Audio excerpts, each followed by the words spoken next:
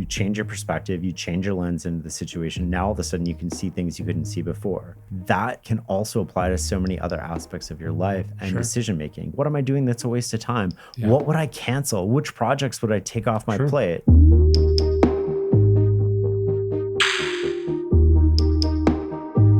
So you finally did the book. How does that feel? Feels good. It was a long time. Like it was a long. When did you sell it? I sold it in 2017, 2018, end of 2017, early 2018. Yeah, because I remember we had dinner like right after you sold it, I think. It was right after the New York Times thing came out, the profile. Is that why it sold from that? Yeah, because there was so much inbound. We had I didn't even have an agent. And all of a sudden I'm getting offers for like these crazy contracts. Yeah. And I was like, I don't even know what to do. Why do you think it took so long? Well, I wrote it 3 times. Why? Because I didn't like you gave me this advice and I didn't follow it. So talk about like, there's 2 pieces of advice. One I followed and one I didn't. And they were super helpful. Yours in hindsight, because you talk about structuring the book before you start writing.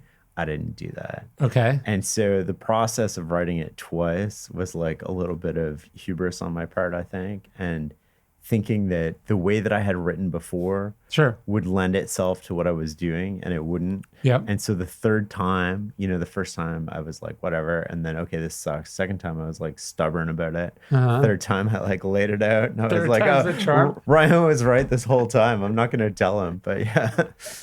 Well, you told me. Yeah. What was the other piece of advice? The other piece of advice was from Morgan Housel, who said, if you have like 100 units of editing time, spend like 80% of those units on the first like 50 or 60 pages of the book. And I thought that was super interesting because I guess the average person reads 17% of a book now. So if you're going to have 100 units of editing, you want to make it at the start to get momentum. Yeah, I guess that's true. The idea is if the beginning isn't good, it doesn't matter how good the end is. Nobody's ever going to get there. Yeah, that makes sense. That's like one where it's like, maybe you don't tell people that one. Yeah. Do you know what I mean? Like in the sense that like, that's not something maybe the end consumer wants to hear about, in the same way they don't want to know that their refrigerator is going to be good for 2 years and then not good at the end. But yeah, I think. But I apply that now to emails. If I have like 3 paragraphs in an email, I'll reread the first like 2 or 3 sentences a lot more carefully than I will the rest. So I apply that principle basically to everything now. You have to get buy-in for any of the other stuff to matter. And I think people don't focus enough on the buy-in, and they don't focus enough on, well, what well begun is half done. Yeah. Like essentially that his advice is the articulation of that wisdom. And this is, I think, true, not just like, hey, how are you editing, but like, if it doesn't grab the person by the throat, if there isn't a reason to go from one page to another, one scene to the next, one day to the, like, if you're putting on a conference, you would think, I want the last day to be great, which you do, but the first day has to be great. And in fact, the first hour has to be good. The first minute, you would think this. And what's interesting is how it doesn't matter how much you reduce the length of the thing, the advice is still true. So like you would go, people used to make 2-hour documentaries, and now they make 10-minute YouTube videos. And then that almost feels like an eternity in a world where people make TikToks. So you go in a 60-second video, like how do you get it all in there? The first 5 seconds, or in some cases, the first 1 second is where the whole thing is won or lost. So you're thinking, like someone's thinking like, I got a minute. It's like, you don't have a minute. You have 1 fucking second. You have 1 second to capture someone's attention. And we see this like with the Daily Stoic videos, like to just accidentally, like to just riff in front of a camera and think you're going to get the first 1 second right, or the first 30 seconds or 1 minute of your YouTube video right, or the first chapter. You're not going to get it right on accident. You have to make what you're trying to do and then go back and go, does this begin in a way that gets someone? And does it pull me through? Does it change how you write? Like in terms of like the first sentence of a paragraph, because people are skimming quicker now. So you really have to grab people to pull them into the paragraph. Whereas before you were sort of like building more of a linear. I guess, yeah. I mean, I think about just coming out and fucking saying it, right? Like you just don't have the. Well, I think it's funny, in the online world, you know what a sales letter is, right? Like that actually doesn't work well in like a book or a video or whatever, because you're promising a payoff that's never coming. But you do have to understand how. And you go, well, what am I going to say? I have to say that up, and it has to be one good thing after another.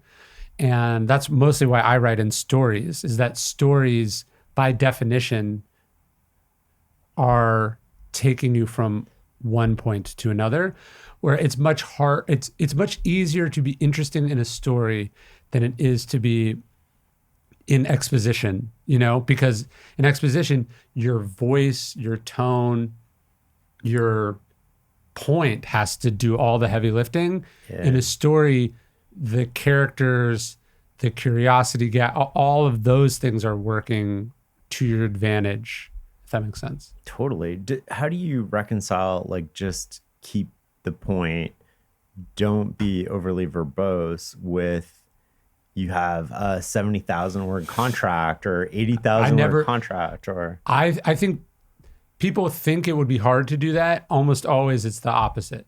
Like, did you find you were struggling to get to the end point, or did you find you were cutting stuff? Oh, cutting a lot. Yeah. So you think, like, I think when you're looking at the beginning of a project, you're like, how am I going to get this?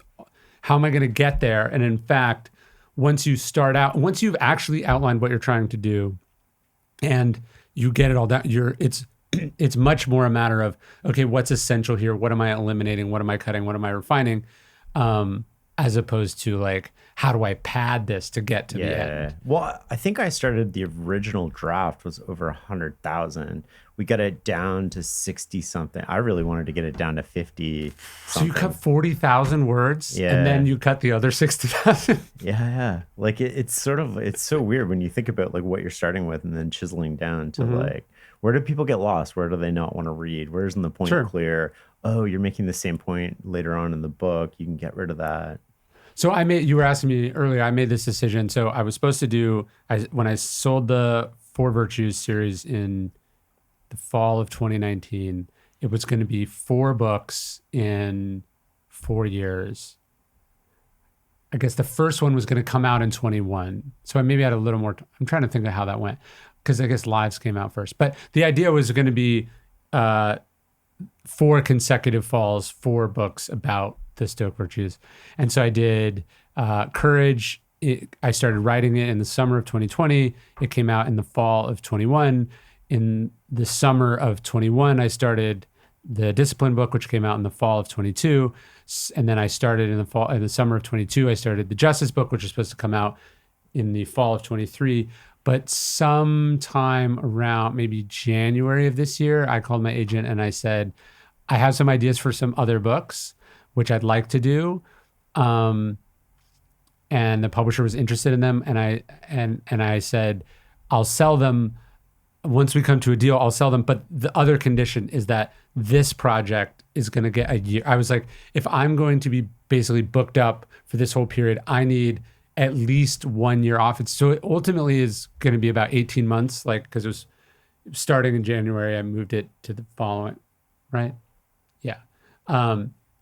It was a break, which has been really good. Like I just did, I had more time, right?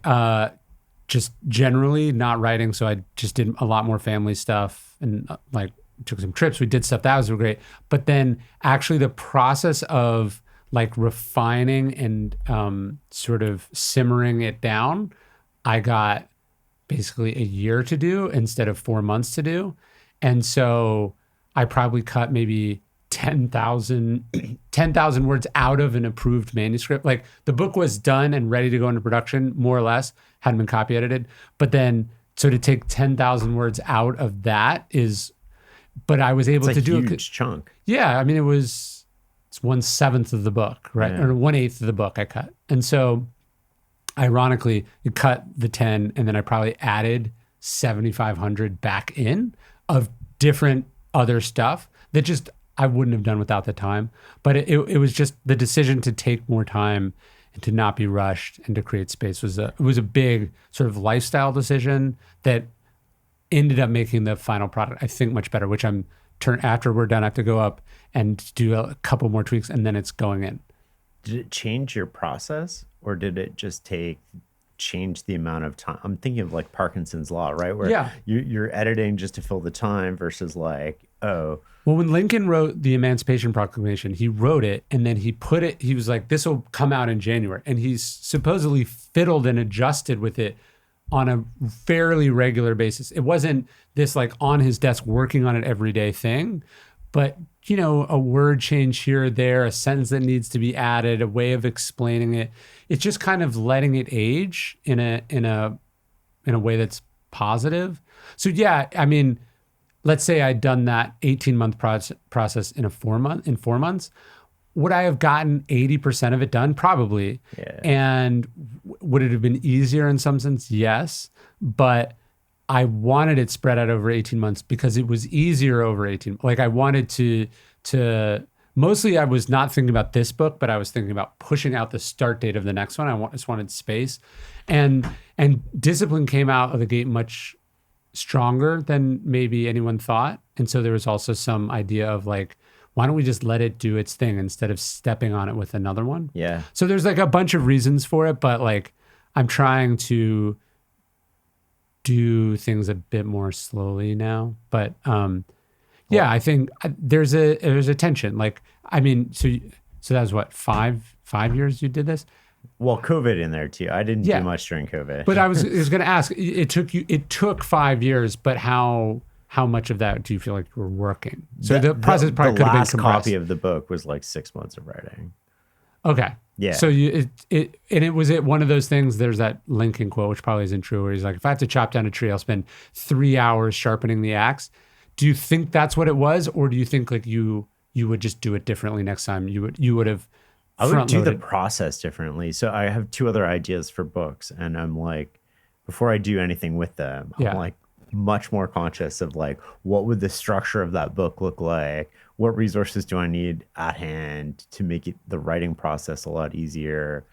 How do I weave things together in a different way? So having written a book, I think about it differently. I don't know if I'll ever write another book. I have 2 ideas though. Well, why do you think you were because it seems like plan it out before you do it is pretty basic, not objectionable.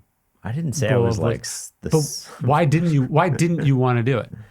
Well, I'm curious what your resistance was. I had it planned out. I just didn't have it planned out like in detail, right? Like I'm like, I want to talk about this topic, this topic. But what I really needed to do is like, here, how do I organize this? What do the chapters look like? What are the points that I want to include? Yeah, that I didn't do that. But why? That's why because I think that's a very common thing, right? Like it's like, hey, if you're going to do this thing, here's this process you have to follow, right? We all look to someone who's done a thing that we're trying to do before, and they tell us, and it's only afterwards like, oh, that's why you told us. So I'm curious if you can isolate why you think. Well, I think most of my writing was under like 3,000 words for one. So like all the blog writing we've done or I've done is well read. Never a plan for what to write other than maybe an opening sentence and a conclusion. And then the process of writing is the process by which I figure out what I want to say. Sure. And figure out what I know and what I don't know, and then get new ideas. Yeah. All of those things. And through that process, I end up with this really good article. And I think with the book, I sort of felt like I could do the same thing. Right. With chapters and with sections, and I couldn't, and I was stumbling on it. And you know how one of the big problems in life is perspective. Like I only see what's in front of me. Like had I been watching me write this, or you've been watching me write this, you'd be like, Shane, you're an idiot. Like you need to plan this out before you start writing. And it makes so much sense. But when you're in the moment, that's all you see.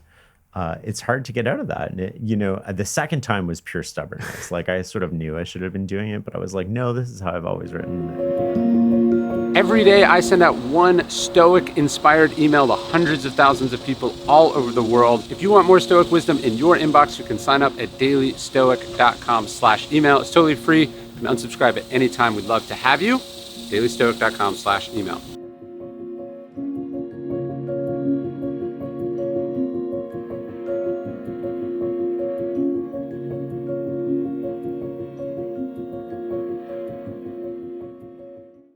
I bet there's two things there. One is like sometimes we identify with how we've done things in the past. So it's like I got to be lean or simple, or I bootstrapped all my stuff in the past, or like I don't want to be too rehearsed, right? We have this sense of like it was easy and flowing and natural and authentic how we were doing it before, and we're scared that a process or a system or somebody else's way of doing it will change that. And I think that's a good thing to have a little bit of an aversion to. But I imagine what you really bumped into, and I think this is also transferable to domains far outside writing books, is you were dealing with something at first that was manageable or conceivable by a single person in a relatively snap way. Yeah. And you were transitioning towards a project that was much larger in scope that really you can't have all in your head. It's like the difference in I designed this shed for my backyard doing, sort of rough estimates. And now I'm trying to build a cathedral. Yeah. Like you need to have a whole different, there's all these things. And so you have to ask yourself, hey, is this like a small project or a big sort of multi-phase, multi-part, multi-person thing? And ask yourself, is like the system or the scaffolding that was able to do that first one, is it sufficient for this much larger task? And realizing that, hey, I'm about to tackle something that I can't conceive from beginning to end at once because I've never done it before and it's too big for me, is kind of an awareness that we have to have going into stuff. It's the difference between a battle and a campaign. I think that's a great way to think about it. As you were saying that, one thing that came to mind is like, I think we learn through, I call it the learning loop. We have an experience, we reflect on that experience, we create a compression, and that compression leads to an action in the future. And I'm used to writing basically my compression. Yeah. And what I was really doing during the process of the book is like going back to the reflection stage, pulling out bits of the experience that I think that the reader wants to use and would add context and value to them. Yeah. And that's part of what made it hard too, is because I'm going backwards in my head for a lot of things that have just become subconscious, because it's like you have this experience and it's like 5 gigabytes, but your brain's not going to store 5 gigabytes. Yeah. It's going to store like 1 megabyte. And so that megabyte is usually how we talk. It's also how we consume, right? Like Twitter is all about those 1 megabytes. Yeah, it's all about the compression, but the real value comes from the reflection. Yeah. And so how do you give the reader the reflection so that they're actually learning and they can take away and implement stuff? Well, I think this is why a lot of like people who are popular on social media, or YouTube or podcasts, even, like the reason they don't succeed when they go into books, or the reason why someone who writes books doesn't succeed when they go into why domain expertise doesn't transfer, is that, I think one is they're not learning how one medium works with another. And then the other is because they don't realize in the way that they have been supported by the medium that they're in, and the medium they're going into is asking for more, right? So it's like, hey, you think you've been writing 5,000 word pieces on Medium. Like I know one writer who's really good at Medium, who's write these big Medium pieces. And so in your head you go, well, this is 10 of those pieces. I can do that in my sleep. And you don't realize that actually, no, it's one large thing. And you're gonna have to you're gonna have to be able to conceive of that one large thing, but also that thing to be able to stand up on its own has to be conceived from start to finish and operate under the logic of the medium that you're entering in. And you need to have the chops to actually do that. And you think you have the chops, but you don't. You haven't built the chops to like, it's like, hey, I write scripts. There's a difference between writing movie scripts and a 10 season television show. Yeah. They're just fundamentally different expressions. To use your sort of analogy earlier, it's like just because you built 10 sheds doesn't mean you can build an office building. Yes, right. Yes. And you have to, it's actually good to be intimidated by the fact, like you have to respect the office building, right? You have to go, this is a thing that I'm starting effectively at zero at, and I have to figure out how office buildings work and more importantly, why do office buildings fail? Like, what makes a bad office building? What makes a great office building? And you really have to figure out what is being demanded of the canvas or the medium that you're going into, and then you have to come up with something that works for that. It's not, well, I'm just going to multiply what I'm doing by 5 or 10 or whatever. It's so much more than that. So what in your mind makes for good writing and a good book, specifically a good book? Because one thing like I tried to avoid is I'm like, what books don't I like? And one book I don't like is like the book where you read the intro and you basically know the rest of the book. And then every chapter is the big just idea like book, yeah. a story about you reinforce. So you're not getting anything new. And what do I tend to like? I like books where like every page I'm like learning something new or highlighting something or thinking about something, or it clicks in a different way. Yeah. So I wanted to write a book where every page, every couple of pages, you should be getting insights, practical, that are useful, that connect things possibly and hopefully in new ways for people. And you can read to the end of the book and not feel like it's a repetition over and over again. Sure. Well, look, you didn't do yourself any favors when you picked this topic, because the topic is inherently ephemeral and hard to define. It's crazy. Do you know what I mean? Like habits, it's very clear, right? Or how to overcome obstacles, or how to do something about ego or discipline. These are much clearer things than thinking clearly, right? Because what does that look like? Who are the exemplars of that? How do you know when you're doing it, and how do you know when you're not? You picked a hard topic, and that's probably why, perhaps an easier topic, you could have gotten away with not outlining, right? Because you would have been able to define it much more clearly, and that's probably why it was tough. I remember you actually appear in the book a little bit in terms of hard mode or easy mode. And I don't know if you remember, we were in Sedona together, and I was talking about self-publishing. Yeah. The Great Mental Models books, which are super popular in the bookstore, by the way. Oh, that's amazing. Yeah. So we self-published them, and you just looked at me and you're like, Shane, you don't have to do everything on hard mode.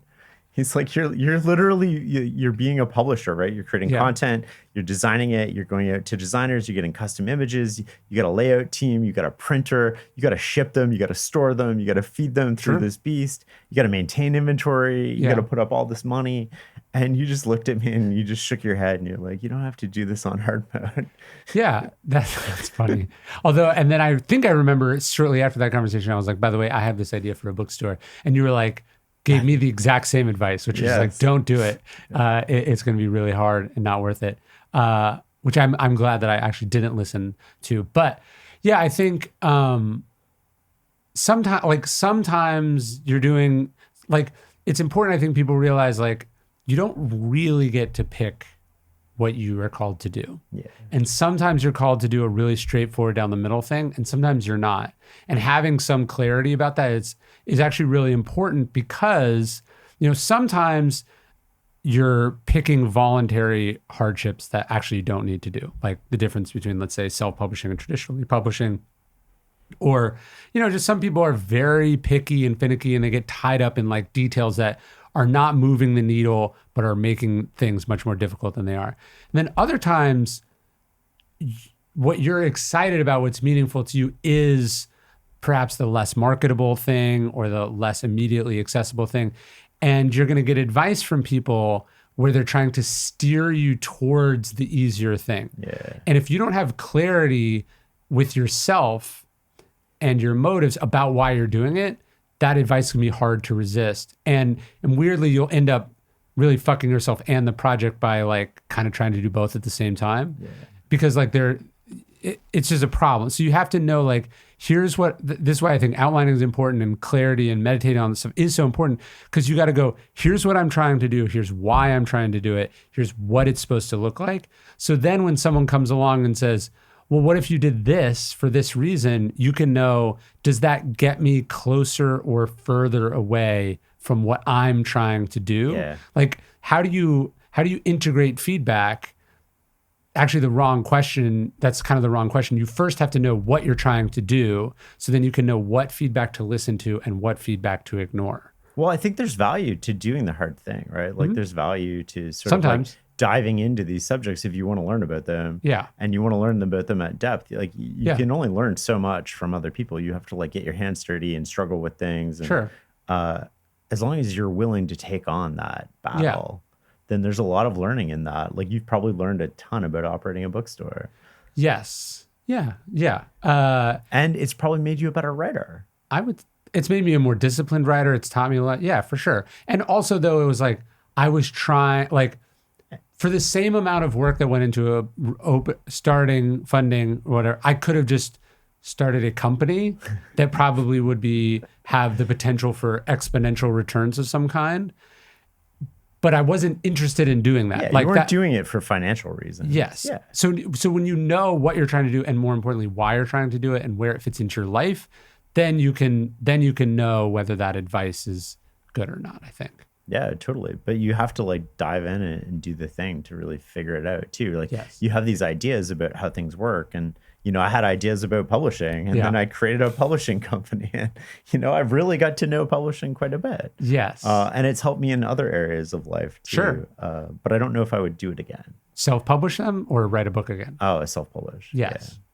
Yeah. I've said that because I self-published these 2 kids' books. And the reason I self-published them was not because my traditional publisher wasn't interested in them. They were, but they wanted it to be a different book to fit with like they wanted it to be like basically a young adult novel, and I wanted to write a fable. And so knowing again why I was doing it, it was like, yes, you're offering me more money and the ease of not having to do any of this stuff myself, but it would defeat the purpose of doing it, which is this is the story that I have in me right now. That's the exact same reason we ended up self-publishing the Great Mental Models books. Though we wanted a certain level of quality and a certain level of product that we couldn't get guaranteed at that point in time through traditional publishers. Right. And it wasn't about the words, because the words would be relatively the same. It was the paper quality, it was the binding, and they were like, we can't do that profitably unless we charge like $60 a book. Right. And I was like, I just want to break even on the books. Like I don't even want to make money on the books. I just want to get these ideas out in the world and give them to people. But I really want to create this high quality product because that's going to be a lot of people's first contact with our brand as Farnam Street and our company and me as a person. And so I want that to be a high quality experience. Yes. I don't remember the specifics, but I think there was some stuff you're doing that seemed like it was needlessly painful, if I remember. Printing our own books, shipping them, storing them, warehousing. Yes. And then our first distributor goes bankrupt, right? Like during the pandemic. Yeah. And like there's hundreds of thousands of dollars sitting in the book warehouse that we have no access to that all of a sudden seemingly belong to the bank. Oh, and I was like, what? Just give me my books back. And they're like, no, you can buy them. And I'm like, I already bought them. I printed them. Like, I think so also realize, I think sometimes people will go, the profits are better this way than this way, right? Like if you look at the math, self-publishing is much better than traditional publishing. Except what are you optimizing for is the question, right? Is it actually, when you dig in, when you really do it, you go, actually the math is not as good as you think once you calculate risk and a bunch of other factors into the equation. But going, what did I set out to do here, right? And was optimizing for profit my primary motivation? No, it wasn't. And then once you have that, it's clarifying then when you come up to individual decisions, because the default is, well, what is cheaper, right? Or what makes the most money? And like you already told yourself, it's like you're not getting the message from yourself that that's actually not what's important to you. So you end up making these individual decisions. This goes to the ideas in the book, like because you didn't have enough clarity when you were beginning, you're then making these individual decisions that are not adding up to the ballpark of where you wanted to go. Yes, you're perhaps being more profitable, but it's coming at this great expense in this other way. And so having that sense is really important. Well, you're sort of like winning the moment and losing the decade. Yes, sure. And I think we often make those trade-offs, right? Mm-hmm. And it's as simple as like when you eat a chocolate bar, yes. You do that once, you're not going to get fat and overweight, but you repeat that choice day after day. You're not thinking how you're going to feel 2 weeks from now. Or even 20 minutes. Yes. Because 20 minutes from now, you're going to crash and you're going to have this sugar high, and then you're going to be lethargic and you're not going to pay as much attention. you're not going to be as engaged. Yeah. And you think about it year after year, day after day, the same thing. I saw a commercial many years ago that illustrated that in a way that I think about all the time. It's like these people are sitting in a restaurant and the waiter comes with the check and it's like $100. And the guy says, I'd rather pay $170. And then this conceit happens over and over again. You know, this car is $20,000, and then it's like, actually, I'd prefer to pay $30. And basically, what they were illustrating was like when you just put things on your credit card, what it actually is costing you, right? What it's costing. Like we tend to think, hey, what is the price tag on this thing? Not what, like we don't think, for instance, that you're paying with post-tax earnings. So what did it actually cost you? What did you have to earn to be able to pay for it? That's one kind of blind spot we don't have. But we don't think of the costs that come along with something, right? The cost of ownership, whether that's insurance or maintenance, time, opportunity costs, financing costs, right? Like you think your house costs $200,000, but the mortgage statement in very small, numbers towards the end tells you what your end cost of the house will be. And it's several times that over 30 years of interest. Yeah. And so we're not good at calculating those hidden fees that are being tacked on to what we're doing. So we're thinking, hey, I'm pulling one over on the industry by self-publishing this book, or, by building the deck myself, or whatever it is, right? Like we have these ideas that we're getting the better end of the deal, but that's just because we're obscuring from view all the things that it's costing us. Like one of the ones my wife and I talk about is like, we're thinking about doing this thing. Maybe it's a cool opportunity, maybe it's a trip, maybe it's an investment, whatever. We're going, what is the cost to our marriage? Right? Like, is this the thing that but the one I fast forward to is I go, when we get divorced, do I look back and say, we got divorced because we decided to remodel the house for no fucking reason? And we just fought endlessly about it. And in retrospect, the potential upside of it going, like that was a silly thing to trade something priceless for, right? And so if you're thinking about those costs, it allows you, I think, to make better decisions as you go. Yeah, we're so prone to thinking about things in material, like something quantifiable.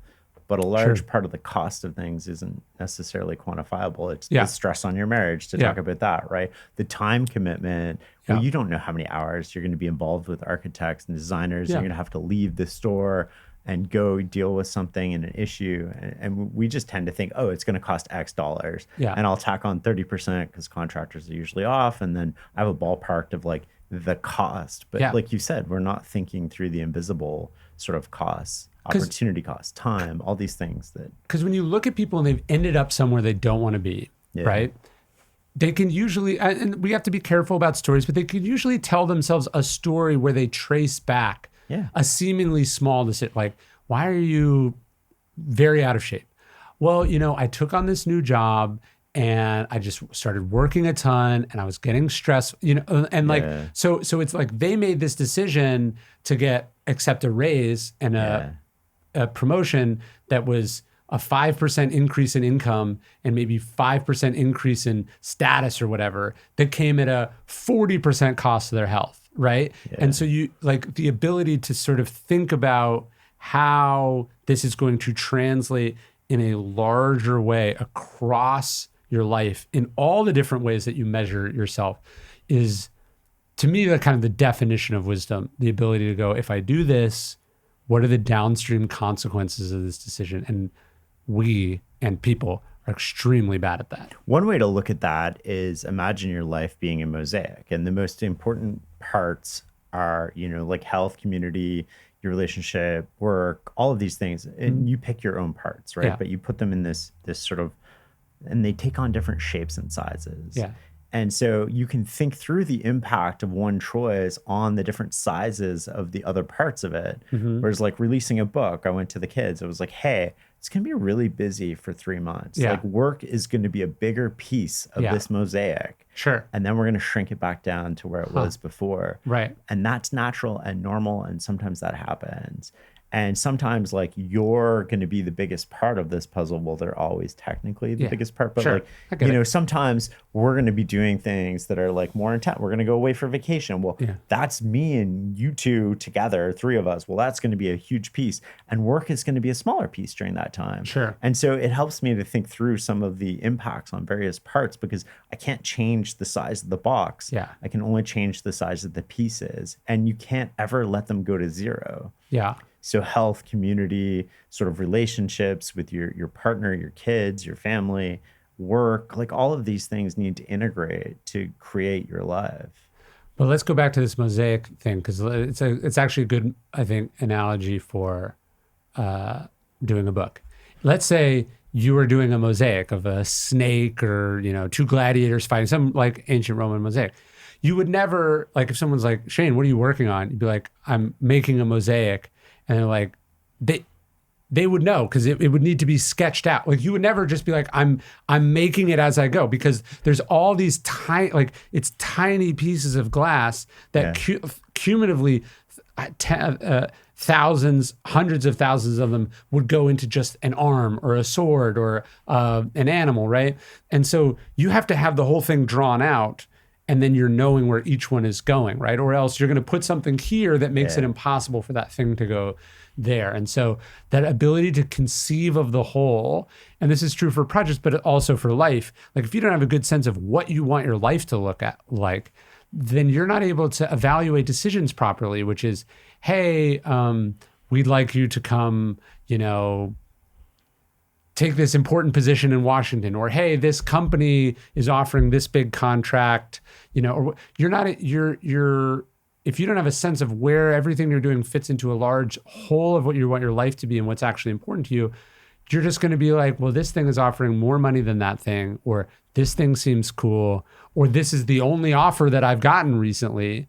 And so you make these things, and then all of a sudden you made this choice. And then again, that explains why your health fell apart, why your marriage fell apart, why you feel X, Y, or Z. How did I end up here? Well, I just accepted this thing and I didn't think about how it fits into this larger mosaic of my life. And that's why the last chapter of the book is sort of around that, which is, it's one thing to get what you want, and it's a completely other thing to know what's worth wanting in the first place. Yes, and sure. I've worked with so many people, and I'm sure you know quite a few, who sort of get to their mid 60s, early 70s, and realize that they've just chased sort of the wrong goals, and the cost becomes very apparent at that point in time. Or not even chasing the wrong goals, because I have no judgment on that. They're unconsciously pursuing something they haven't thought about. Yes, and then and now that they've thought about it more, it didn't do for them what they thought it was going to do. So it's not, you're right, it's not a moral judgment. They are saying, I got it, and it's not what I wanted.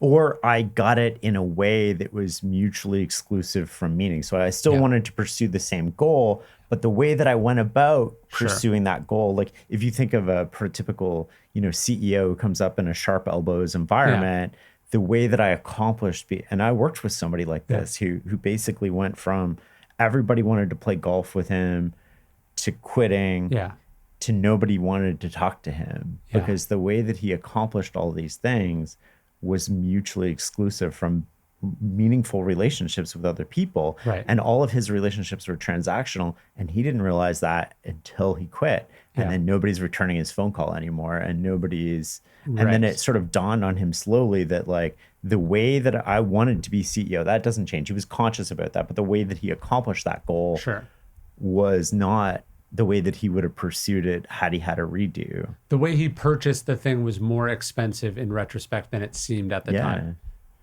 He was thinking, this is the expedient way to get what I want, or perhaps he thought it was the only way to get what he wanted, and he didn't realize that it was pushing other things that he would want or need in the future further out of grasp. And we lie to ourselves. We justify sometimes these actions, right? He was telling me some stories early in his career about how he, you know, and this was post, so he reflected a lot on this, about how he stepped on somebody basically to get ahead of them. And what he would tell himself was, I'll make it up to them. Right. And what we don't realize is that when you have a relationship that's win-lose with people, you can't really ever get it back to where it was. Or if you do, it's like a huge Herculean effort And if you think of sort of 4 permutations of relationships, there's win-win, win-lose, lose-win, and lose-lose. But only one of those relationships survives across time. Yeah. And that's a win-win relationship. So the minute somebody's losing, if you're on the losing end, we feel this, right? Like if we're forced to use somebody for a service that we don't want to use, we're looking for an out. We're looking for a competitor. We can't wait to find a new. It doesn't mean that we take action that day. It's like we're this negatively coiled spring, though. We're just waiting for something to happen. And I think, we create these little, and it's sediment, right? So that's one relationship, but that relationship builds up over time. Sure. And then you have this huge weight that you have to overcome, not only with you and justification of how you're living, but also these people are, they're not your friends. They're not telling you things getting in your way. They're not giving you information that you should have. You actually become a less effective person because of it. Yeah, that's true. I mean, the paradox of life, or most lives, is that we know where we want to end up, which is we want to be admired and respected and generous and kind and like we want to be a good, virtuous person. But we think that in order to succeed or to get to the point where we have the luxury of being those things, we have to basically do the opposite of those things, right? Like, and then all of a sudden we'll change, right? Yes, which of course never happens. Yeah. And like, you want to be that leader who is selfless and thinks big picture and, puts other things ahead of other, you want to be all that, but then you're like, but if I don't throw sharp elbows, if I don't, then I can't get ahead. Yeah. And I won't, and it's very hard to become something by doing the opposite of that thing, right? Well, so that's, Aristotle goes, virtue is not this thing that you possess. Virtue is a thing that you do. You do not become a house builder, he says. You build houses. You don't become a flute player. You learn how to, and then you play the flute. So it's basically this idea that it's something you do, not something you are. But by doing it, you are that thing. And the converse is true. If you're an asshole, now you're going to end up an asshole. You're not going to do asshole-ish, selfish things or dishonest things or cutting corner things. You're not going to do that and then end up in a place where you are not that thing. That's not how it works. It seems obvious, but almost everyone at the outset of their career / life makes some version of that rationalization to themselves. But it's never with something black and white, right? Like it's always a slow progression into this. Like if you think about how a big organization works, your promotion to be a team leader, and what are they looking for? They're looking for people like them. So it's like this slow change. And as you work your way up the ranks, you don't even recognize yourself anymore. Yeah. And you become the very person that you were thinking, oh, they don't get it. They're making bad decisions. They don't treat people very well. Yeah. And had the contrast been that stark on day one, you would have said no to the opportunity. But there's 100 steps in between here and there. And at each step, you're rewarded with money, with praise, with all these other things, and then you slowly change. It's almost, it brings to mind the frog in the boiling water, which I don't know if it's actually real or not, but if you put a frog in boiling water, it jumps out. But if you boil the water slowly, it doesn't. And I feel like that's what happens to us in organizations. If we're unconscious about how we're acting or thinking or the life we want to live or the way that we want to be. Yeah, I mean, so this expression, character is fate, that's what it means. Like you are what you do.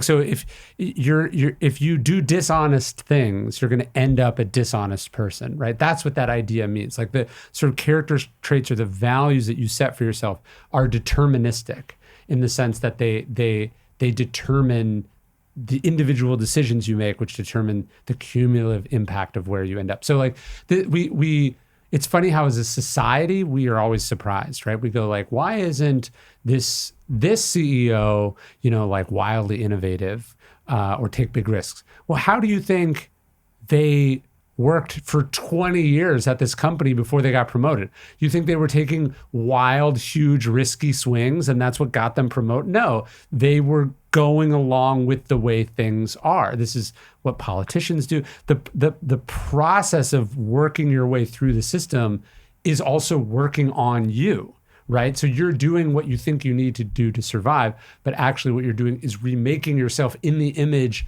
of the system or the society that you're in. And then you wonder why the end result is you're like everyone else, or you're not the good person you would want to be. Well, it's at these individual juncture points, you were predetermining that outcome. How do you change your character? Like, it can't just be a matter of, I want to be a good person, therefore I will become a good person. Like, how in the moment do you, okay, well, this situation calls for honesty and it's not black and white. It's really hard for me to do.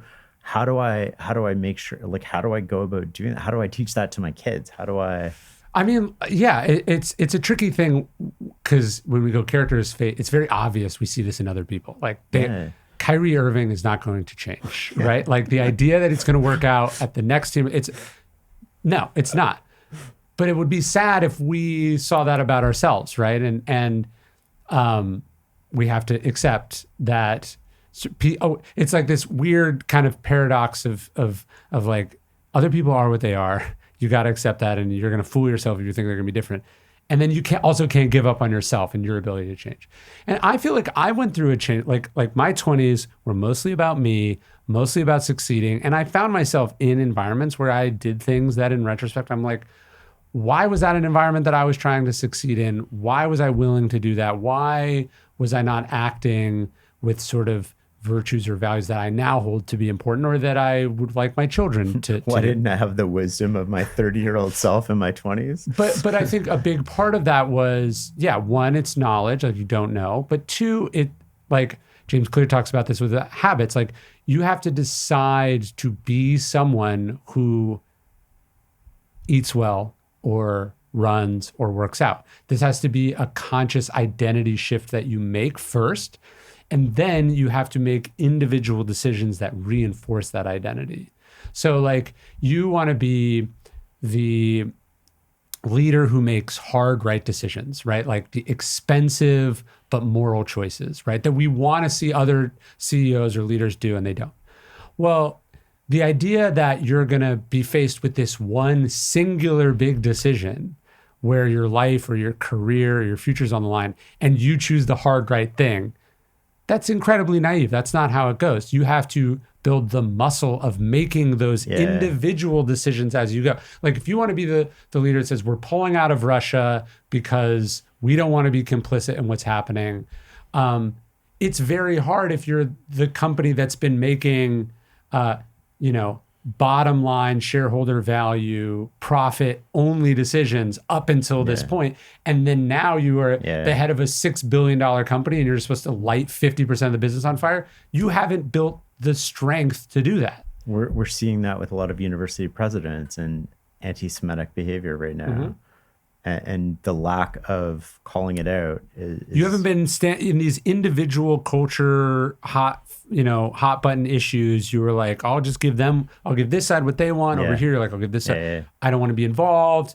I'll hide behind press release. And then this big moment happens and you don't have the balls, you don't have the skills, you don't have the support, you don't have the reputation, you don't have any of the things that you need to make that hard decision. Part of it, and I don't know if this is right, I'd love to hear your take on this, is I'm not, and it's unconscious, I don't think people are consciously thinking of it, they're not able to handle the pain of taking a stand. And the pain is people are going to, people on one side are going to be pissed off, or the other side. You're going to get a whole bunch of hate mail or whatever you want to call it. You have to be able to withstand this emotionally. And I think we're not strong enough these days, or a lot of people aren't strong enough to go through this. So financial pain is like one thing, but like this is a different type of, you might lose your job. Are you willing to take a stand on something and lose your job over it? Can you go through that? Are you prepared to go through that? And this is some of the stuff that you talk about. Yeah. And you'd think it'd be transferable, right? Like I interviewed Adam Kinzinger, who sat in that chair, and we were talking about there's multiple war heroes in Congress. So they put their physical body, their life on the line for abstract principles, and for which their courage and selflessness is unquestionable. It's almost unfathomable that they were able to do what they did. And then someone comes in and says, my inauguration was the biggest inauguration there's ever been. And they're like, yep, yes, sir, sure, whatever you say, right? Yeah. And it's this process of getting of these small cowardly decisions, which then ultimately culminate in the inability to go, I would prefer to do the right thing more than I would prefer to remain in the job that I have. And so you'd think it would be transferable, right? If you had incredible physical courage, that you would be able to have moral courage, but it can atrophy. And then also where it's clear and concise in one domain, it doesn't transfer as well because maybe you don't see it that way, or maybe you identify more with material success than you identify with, like, for you, perhaps ego death is scarier than actual death. And that seems crazy, but like there's not really another explanation for it. So it's something you have to practice, but then it's also something you have to step back and go, like, what are my values here? And is the decision I'm making in line with those values or not in line with those values? As opposed to, I think a lot of it is they're just sort of caught up in the news. Like if we're talking politics specifically, they're just caught up in the news cycle, and they think this is a trap, or this is giving the other side what they want. I call that like leading by polling. Yes. Right. Or they're just thinking the other side, I know what the other side wants me to do here, so I'm just not going to do that. I'm going to do the opposite. Yeah. Instead of going, hey, I still hate the other, like I still think the other side is wrong on 90% of things. And I don't like them. And I know that they don't like me. And I know they only want me to do this because they think it's humiliating me, or that's humiliating our opponent.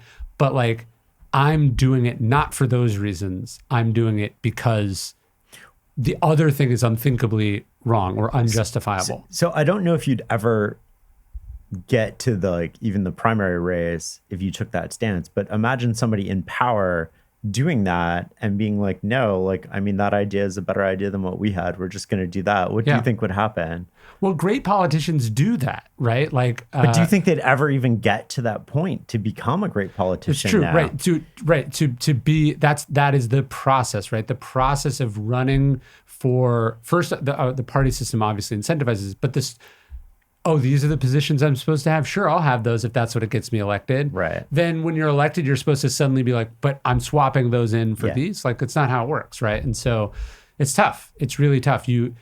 It's really tough. And yet it's tougher on another level because idealists and purists don't accomplish anything either. Mm-hmm. And so pragmatism is this incredibly difficult thing. I talk about this in the Justice book that I'm doing now. So Jimmy Carter, the day he's elected governor of Georgia, he gets up, he gives his inauguration speech, and he basically opens with it. He runs like a sort of a typical Southern Democrat campaign. And then he gets up and he says, by the way, the time for racial discrimination in this state is over. It ends now. And people were like, what? Like, it was the opposite of what he campaigned on, and it shocked everyone. Now, the sort of dirty secret there is Georgia governors at that time could only serve a single term. And so he actually was being somewhat pragmatic. It didn't matter, right? You save it till later or not.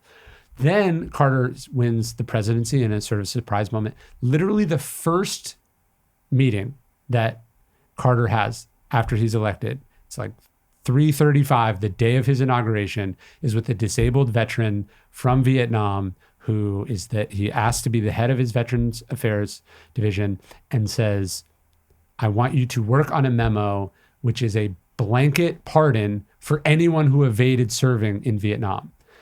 And many people trace his not getting a second term to that decision that he made on his first day in office. And the point being, had he saved that for his second term, what might he have been able to accomplish? And so there is some argument that part of what makes Carter not the great president that, in retrospect, he actually was capable of being, because he's a very smart man, clearly a decent man, and actually a good politician, that he could have done better, but he didn't because he had this sort of purity treat. Like, he says, I don't care if everyone in the Senate is against me, it's the right thing to do. And it was the right thing to do. Now, he would say that actually that is the pragmatic move. So, because you don't know you're going to get, the idea of deferring to your second term is kind of an idealistic thing too, right? You think you're being pragmatic and practical, but you don't know you're going to get a second term. So his point was, I'm president now. I'm going to do all the things that I can do as a president now because no future is guaranteed. how do you distinguish between pragmatism and something more blanket like the ends justify the means? It's tricky. It's because it's a spectrum, right? It's a spectrum, right? You have ends justify the means, you have pragmatism, and then you have this sort of moral purity. Like, it's funny that people sometimes get mad at me for talking about the Stoics or for talking about politics because they're like, just tell me about the Stoics. As if the Stoics weren't inherently political. I mean, Marcus Aurelius is emperor, Seneca is a senator, he's a consul, Cato is a senator. Like the Stoics not only hold public office, but like they say it's part of Stoicism.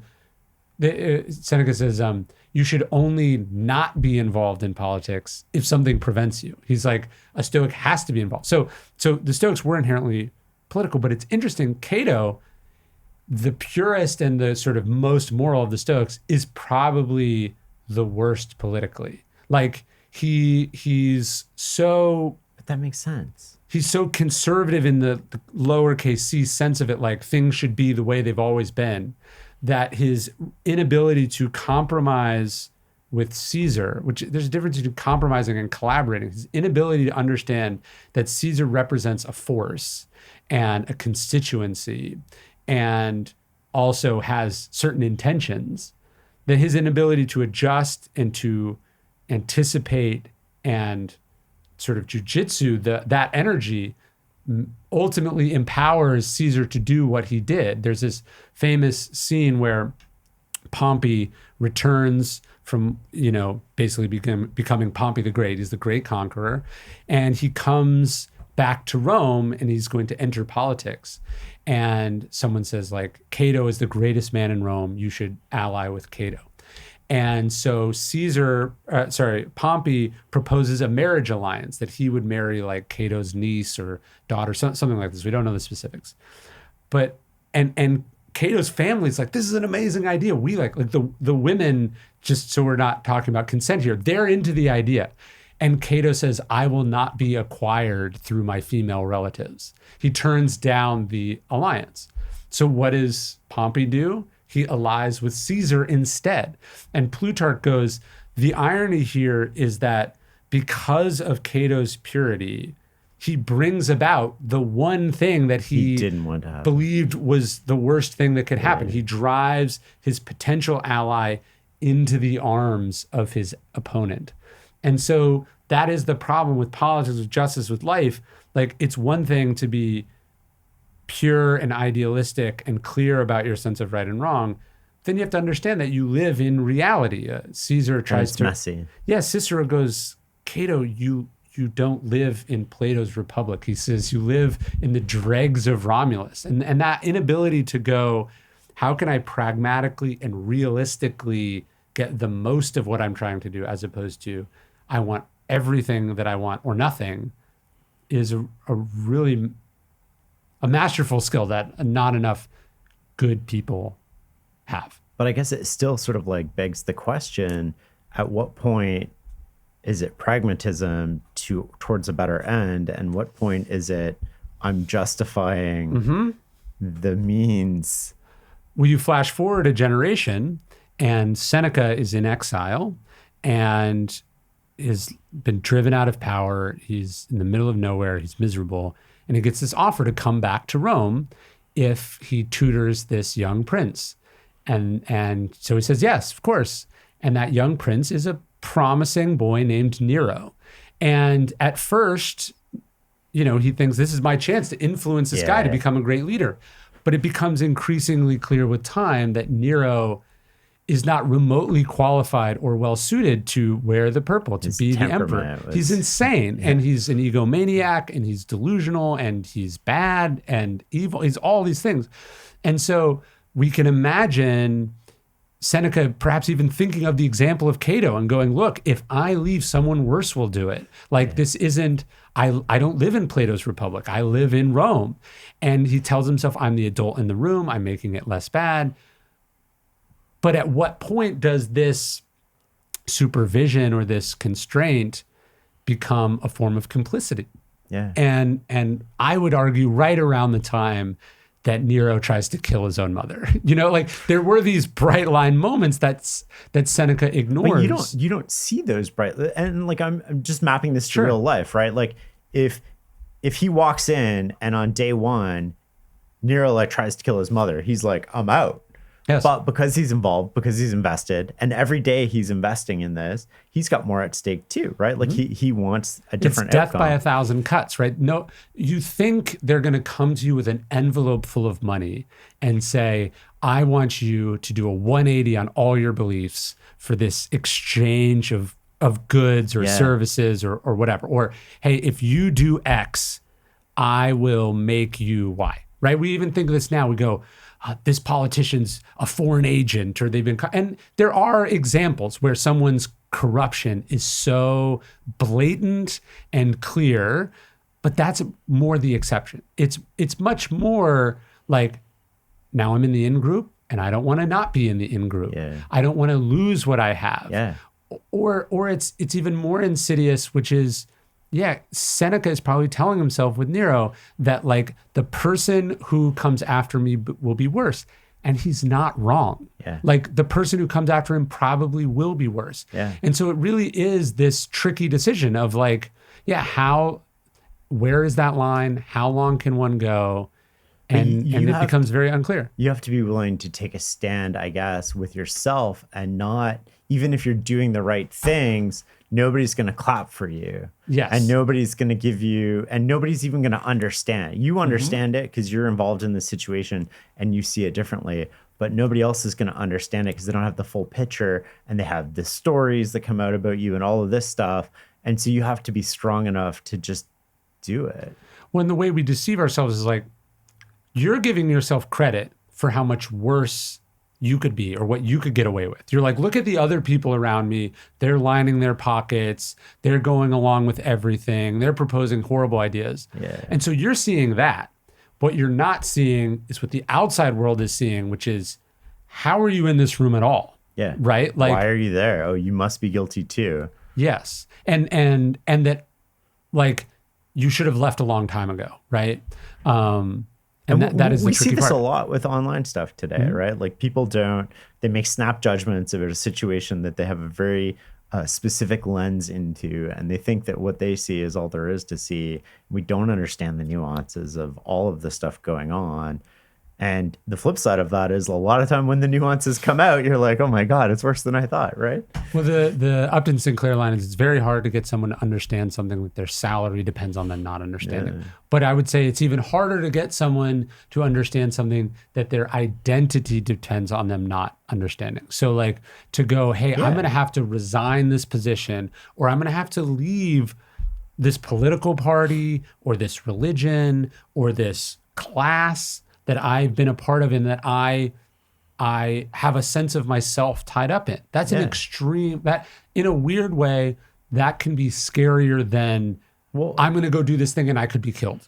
So I sort of talk about this a little bit in the book, right? Where we have a biological instinct towards territoriality, and like all animals do, but we're not wolves pissing on trees. Yeah. Our sense of territory is our identity. Sure. And so if you trigger something on that identity, we're going to hang on to it, and we're going to fight back, and we're not going to want to give it up. So you have a bit of loss aversion going on where like, what am I without this piece? But you also have this, I'm not even going to listen to what you're saying because you're threatening how I see myself, and more importantly, how I want other people to see me. Yeah, have you heard that expression, you can't reason a person out of a position they didn't reason themselves into? Yeah. And it's really hard. Like, I think we've seen this again politically and culturally. Like, certain people think if I can just give them this information, if I can just bombard them with facts, here's the they'll fact. see it. And it's like, you don't understand that to accept this fact, to accept the truth that you're trying to express to them, you're asking them to willingly step into a reality in which they were an idiot, in which they were wrong, in which they are complicit or have blood on their hands. And it takes a very strong person to do that, or it takes like a real bunker buster of a bomb that blows apart their whole life, like a criminal conviction or a divorce. It requires something so much more earth-shattering than evidence. I think that's the opportunity, right? So if you see somebody at work or in life doing something that you wouldn't do, what it's really telling you is that they see the world in a very different way than you, because whatever they're doing is totally rational and logical to them, given all the information they have and how they think about things. And so it becomes an interesting argument, instead of giving out facts and hoping somebody's going to change their mind, to take a different approach, which is one of, tell me what the world looks like from your point of view. Like what has to be true? What do you see? What does it smell like? What's going on in your head? What are the variables that matter? Because that doesn't mean we always think that means you have to agree with the person. It doesn't.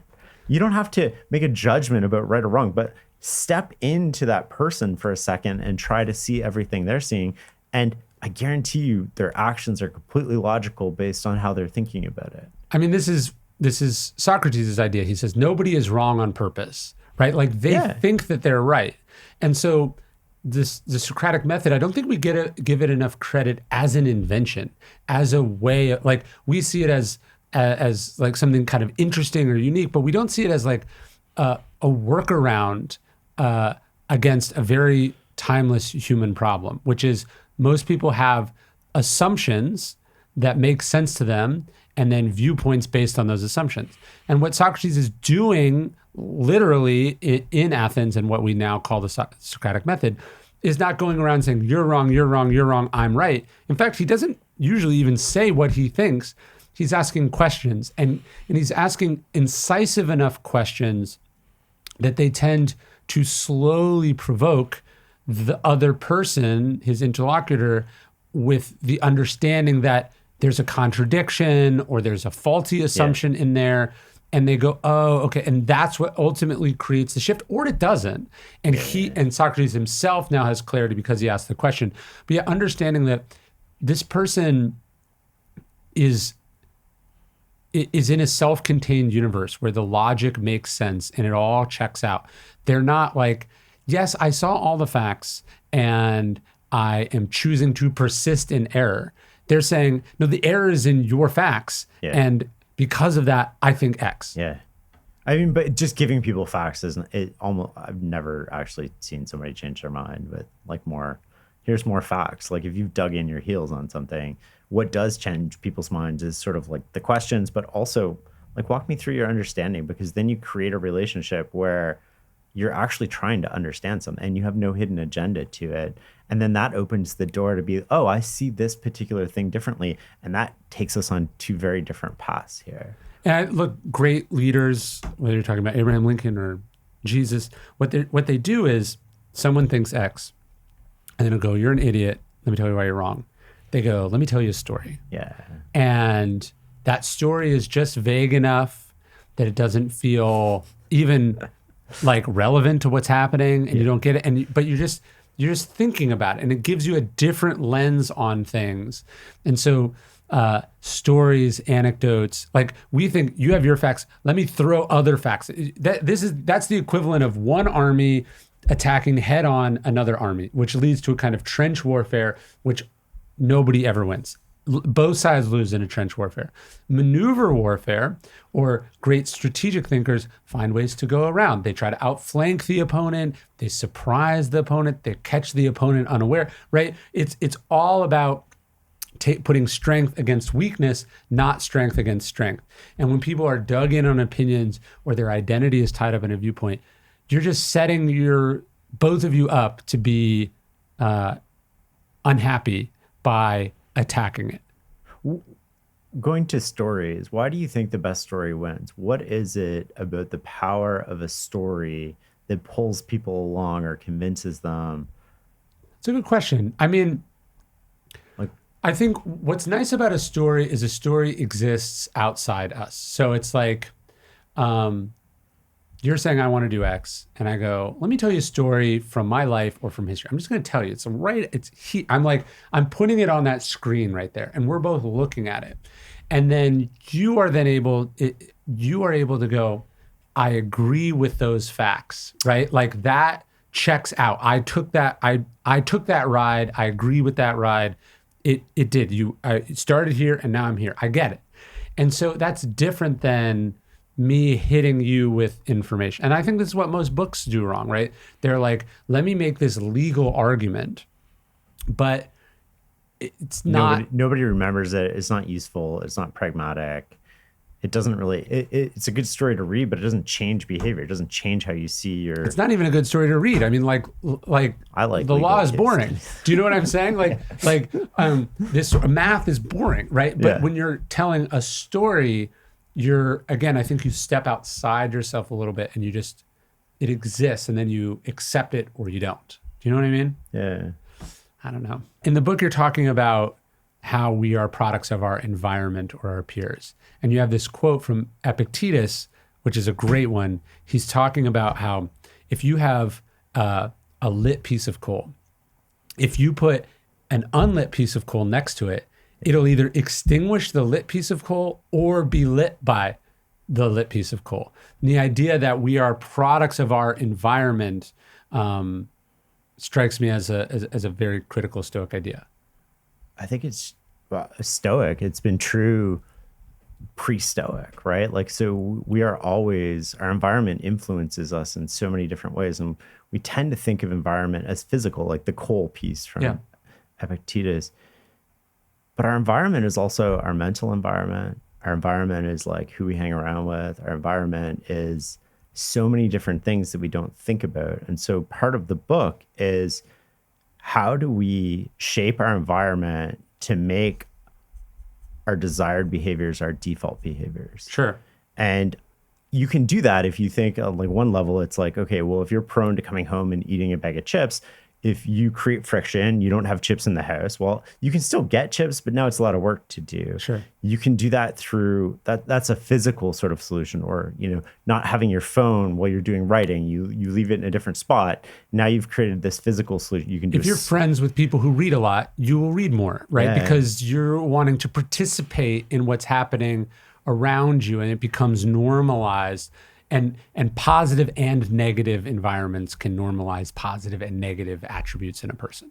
So if you want to run, join a run club. Yeah. But the flip side that a lot of people don't think about is like, if you want to quit smoking, that means you're going to have to change your friends. Yes. Because you are not, eventually everybody loses the battle with willpower. Yeah. And if you're hanging around people who smoke, you're going to smoke again. Yeah. And so my parents went through this, and it was actually like, oddly, a weird fear of success quitting smoking that was sort of subconsciously getting in the way, because success at quitting smoking meant they had to give up every friend that they had, and they had to create new friends, and they had to go into new environment. And so it wasn't that they didn't want to quit, and they weren't consciously thinking about this, but the same thing happens. Like if you're hanging around with people, your friends are sort of like, let's say they're lazy, they watch Netflix all night, and you start going to the gym. Yeah. Right. Well, now not only are you going to have a new set of friends because you're not going to want to do the same things that they're doing, but you're also going to create a bit of, animosity. It's envy. inherently judging or implicating that there's something wrong with the way that you used to do it, and therefore the way they are currently doing it. And that creates a tension or an isolation. Yeah. And then you can also, so these are examples of people in your life, but if you think of creating artificial environments, you can do it through software. You can limit, your time on whatever, but you can also create artificial rules for yourself, which become environmental in a way. And one of the rules I talk about in the book is working out every day. So I got up this morning at like 5:30. I'm like down at the gym and I'm working out because I work out every day. When I tried to work out 3 days a week, I would negotiate with myself. Because you can push it till tomorrow without saying, I'm not going to do it. Right, which is the most insidious thing. Marcus Aurelius says you could be good today, instead you choose tomorrow. When you have habits that are, sometimes I do this, it allows you to honestly lie to yourself, right? Yeah. Like logically lie to yourself, because you're not saying I'm never going to do it. You're saying I'm doing it tomorrow, which could be true. Versus if you go, I don't smoke anymore. Every time you smoke, you're violating that. Whereas if you say, I only smoke sometimes, well, then when you want to do it right now, you're saying this is one of those times, so it's okay. So I was doing that, right? The little voice in my head starts negotiating with myself and is like, oh, you have a long day today. You'll do extra tomorrow. And I was trying to go 3 days a week, Monday, Wednesday, and Friday. And then I went to the gym just for information. And I was like, how often have I been here in the past year? Because they get the fob, right? Yeah. They gave me my swipe data, and it was like 1.5 times a week approximately. Wow. And so when I created the rule, you can change duration, you can change scope, but you go every day. Yes. You sweat every day. You don't even have to go to the gym. You can go for a run. You can, You but do you're something doing an physical activity. hard every day, Sometimes yeah. you're just in your hotel room doing push-ups and sit-ups, and like that's okay. You check that box.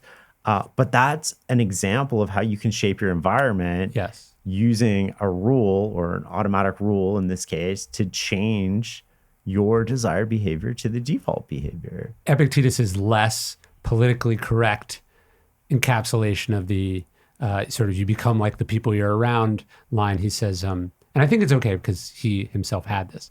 He said, if you live with a lame man, you will learn how to limp. Yeah. Basically, you will unconsciously pick up their habits, their, in this case, disabilities, even though you yourself don't have one, right? And that's true. You pick up the limiting beliefs of the people around you. You pick up good habits of the people around you. You're unconsciously absorbing all this stuff. So you can't really stop that, but you can decide what you put yourself around. So if like the news, negative, most of it, a lot of it not true, a lot of it not of value, you can't watch the news and filter it. Right? No one has the ability to be the sieve that separates the good stuff from the bad stuff. You have to say, I don't watch television news, and then not watch television news. And I get my information from these preferable sources. You have to you shape the physical, mental, spiritual environment so willpower is not at stake. So we often don't think about that, right? The information we let into our head, whether it's from people in our lives or people we follow on Twitter or whatever it is, that information becomes, I guess, seed for future thoughts. Yeah. However, what we don't think about is like the person and to the Epictetus quote, like if there's an idiot filtering information for us, then we're getting information from an idiot by definition. Sure. And so we're eventually from the poison tree, right. So like who's doing the filtering? And you think about news, and I know we both have similar thoughts on sort of news, but if you have a journalist writing about 30, 40 different subjects a year, how accurate is that information going to be versus somebody who's living it and writes on the same thing over and over again? And so you think about the high quality sources of information you have and whether those people should be listened to or not. Yeah. One of the things I took from the book, and I've taken this from your writing over the years, is what most great investors have in common is that they have rules. And those rules supersede biases, emotions, bad habits. So like you tell a story in the book of this guy, here's this great pitch and it seems interesting. He trusts but his rule is I don't invest in things that I don't know about. Yeah. Now, this may cost him that great investment. It did. But it saves him totally. The things where he has no idea, even less of an idea, and it's less vetted. So you kind of have these rules. And if you have rules about, hey, once I get home in the evening, I don't leave the house again, or I make it home in time for bedtime with my kids, or, I don't drink in bars alone, or, I don't do, like, you come up with these rules that keep you out of trouble or keep you on the straight and narrow that you want to be on. There are going to be times where it feels like an exception to that rule would be smart, pragmatic, valuable. And it's true in that case, but what you're missing is the obscured savings of all the other times that you don't even understand it saved you from. So you can use rules to prevent you from doing something poor. And then another example in the book is you can use rules to put yourself in a position to play on easy mode or hard mode. And the position that you're in, this is something that I think a lot of people underappreciate about thinking. and about decision making is the position you're in at the time you make a decision dictates whether that's an easy decision or a hard decision, what options are available or not. So a genius in a poor position is still going to do poor, and an ordinary person in a great position is going to do really well. Right. And this sort of dawned on me with one of my kids who came home with, you're not at the teenager phase yet, but like he walks home and he got like this really bad mark on an exam, and he shrugs his shoulders and he like hands it to me and he knows I have to sign it, and he's like, I did my best. And I'm like, oh God. And so later on that night, I walked up to him and I was like, well, what does it mean to do your best? Yeah. Like, walk me through this. And I mean, it sounds pedantic, but like step by step. Well, I sat down at 10 and like, I looked at all the points on the questions. I allocated my time accordingly and I filled them out to the best of my ability. And I'm like, oh, you think about this the same way a lot of adults think about decision making. Yeah. I showed up at this decision. I did my best when it was in front of me. Yeah, but I'm like, let's rewind 96 hours here. Yeah. Right? Did you study? No. Did you stay up late the night before? Yes. Why did you stay up late? Because I didn't study and I decided to just like start cramming at 10:30 at night. Right. Did you eat a healthy breakfast? No. Why not? Because I got up late. Did you fight with your brother? Yes. Why? Because I got up late and we were like conflict in the bathroom. And I was like, so you chose to play on hard mode. And I use hard mode, easy mode with the kids, but like that is an example of poor positioning and how that impacts your decisions. And so one of the counterintuitive insights about thinking and decision making is that the best in the world are rarely forced by circumstances into doing something they don't want to do. Yes. And the way they do that is they're always operating from a position of strength. Yeah. You're basically what you're teaching your kid there is downstream consequences, which we were talking about, but you're going, hey, you're seeing this test as the test itself. Yeah. And actually the failure of the test was determined by the decisions you made the day before and the week before and the month before. And so it's insufficient and it's self-deceiving to say, I did my best. Yes, you did your best with what you were able to bring to the table, but you could have brought a lot more to the table. And I think you can also go as a parent, I could have intervened earlier and been helpful to you, so like we're both sharing this, right? But you're saying basically if we had made better decisions earlier, you would have been set up for success. My wife and I talk about that all the time. Like it's not like by the time there is the tantrum or the fight or the problem, a bunch of decisions have been made that made that more or less likely. And your job as a parent is not just to go, what you're doing right now is not okay. Your job as a parent, just like your job is as a leader or your job as a person with yourself, is to set people and things up for success, right? To set yourself up. When you step in front of the mirror and you don't like what you see, well, you didn't set yourself up to like what you see because you were making bad decisions for the previous 6 months. And this is what I think most people who've tackled this subject, which we talked about earlier being hard, is the way that they approach it is here's how to be more rational. Yeah. And that is, there's books filled with how to be more rational and, fill out spreadsheets and do all this stuff. And nobody does that in the real world. And it's not that we're incapable of being rational. It's that we're put into situations that are predictable where we're not going to be rational. We're going to react without reasoning. And that we don't think about sort of the 96 hours before the moment. Yeah. And I think of positioning and preparation as two different things. Preparation is I know the future, I can anticipate it, and I can sort of like have a big dramatic influence over it. Like I can anticipate my boss is retiring in 4 months, so I'm going to prepare to take on that role. Yes. That's different than positioning, which is like, I might lose my job tomorrow. How do I save money? How do I develop the skills that are going to help me land another job? I don't know what the future holds, but no matter if I do both of those things, it's only good news for me. Yeah. Yeah, it's like you're like, hey, I want to be smarter. I want to make better decisions. So you're reading a decision-making book or you're cramming your brain with all this knowledge. But it's like, well, what if you just focused on being less stupid? And one of those ways might be like sleeping well or drinking less or whatever, right? So it doesn't seem like it pertains to how do I make sure I don't blow this important decision about whether I go this way or that way. And actually, the best way to do that would have been to go to bed earlier the night before or to not be one of these people that's like burning the midnight oil and then taking Ambien to go to sleep and then uppers to be like, you're expecting a rationality that is physically impossible in your case. You're playing on hard mode. Yeah, exactly. Yes, you're playing on hard mode. So you can't change the fact that you're going to encounter these circumstances, but you can change the person that you bring to the circumstances. Yes, sure. And you do that through simple things like no judgment if people want to drink but don't do it on a day before you have a big presentation, right? Sure. Like you're just putting yourself in a position where there's no points for difficulty in any of this stuff. Yeah. Nobody is judging.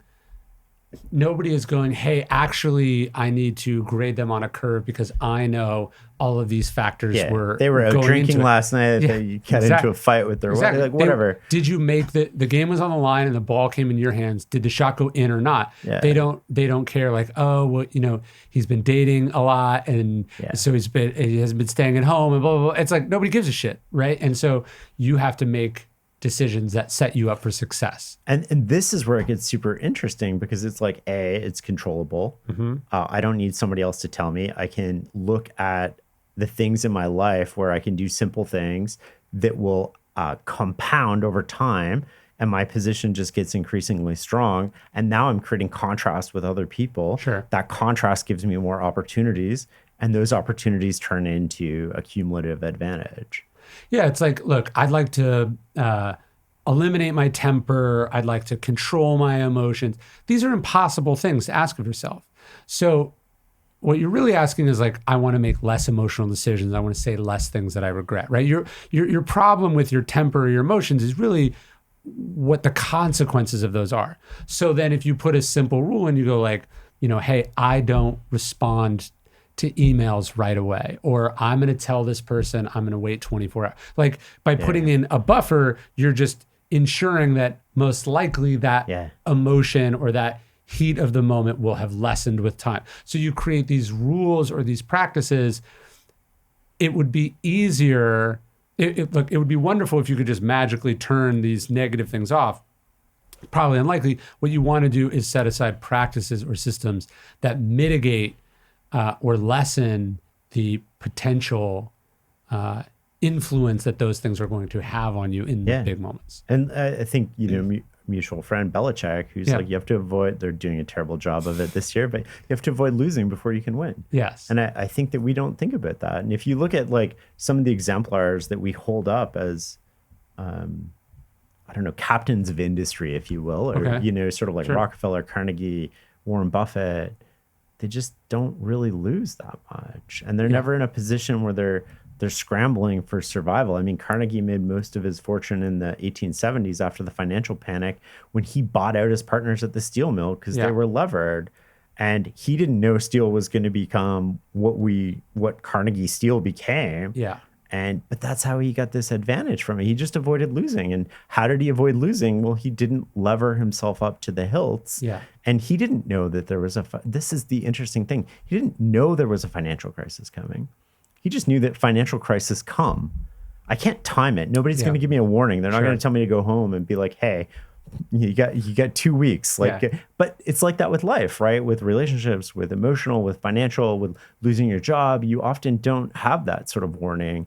And so you always, I don't think you have to be prepared. I think you have to be positioned to sort of pivot and have a lot of optionality with what's going on so that it's not the end of the world and you can take advantage of the situation. I think about like on a very simple level, like why do CEOs, very busy, important people, like why do they work out very early in the morning? The reason they work out very early in the morning is because days are unpredictable. Mm-hmm. So something could intervene that prevents you from getting to the gym at 4, or could intervene from you getting to the gym when you get free, right?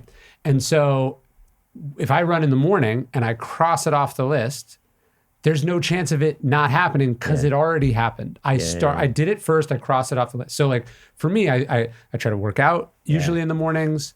I try to do my writing before I do other things. I front load the stuff so then I am less exposed to the volatility or the unpredictability of the day. I already got it done, so everything else I get done is extra, as opposed to, well, I'm going to do these other things that are less important first. And then when I get around to it, I'm going to do these other things that are actually important. And so thinking about it that way, that doesn't seem like much. Like, oh, they work out in the morning or work out in the morning. Doesn't seem like a great insight, but it's actually it's a statement of priorities, and also it's a hedge. There's a humility to it. There's going, hey, the days tend to get away from us. We are not in control. Life tends to intervene. So when it is in my power, I get it done. I cross it off first, and therefore I am less at the mercy of events.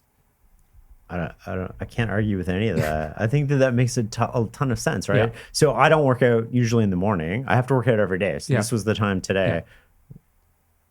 I usually work out at like noon. So it's a transition between first part of my day, which is like all blank, no meetings, work out at noon, and then it's all. And I find I'm better in these meetings, more attentive, more alert, less prone to sort of like the emotional ups and downs of whatever's going on if I've worked out. Yeah. And so I'm putting myself in a better position to handle them. I'm not changing the fact that they're coming. Yeah. And if I rely on willpower, which would be like for me going at 5 or 4 or 6 or whatever time, I'd find it much harder to go on a consistent basis because that was what I was doing before. And then that little voice in your head starts chirping and negotiating with yourself about, oh, do extra tomorrow. You don't need it. You're tired. And when these days turn into weeks and weeks into months, like that becomes your position. That becomes your sort of like the state that you're operating in. I interviewed this novelist, Philip Meyer, and he was saying, he's like, you got to be really aware of what you give the best part of your day to. Yeah. Right. And so it's like if the Stoic observation in Seneca goes like, why are you giving philosophy the leftover you? Yeah. You know what I mean? Like your work, you're doing all this other stuff, and then you go, oh, if I have a few minutes at the end, then I'll do it. But you might not. What do we do with like most lives? We give our kids, our partner, the worst. The leftover, right? After the end of the day, when you're tired, when you're frustrated, when things have accumulated, you've been texting or, you're not setting yourself up for success, right? And it's better to get the win and then have extra as opposed to do all these other things and then hope it goes exactly as you want it to go. And the other thing we don't do, if you think of positioning also applies to your relationships with people. If you and your partner are investing in your relationship and something happens. Yeah.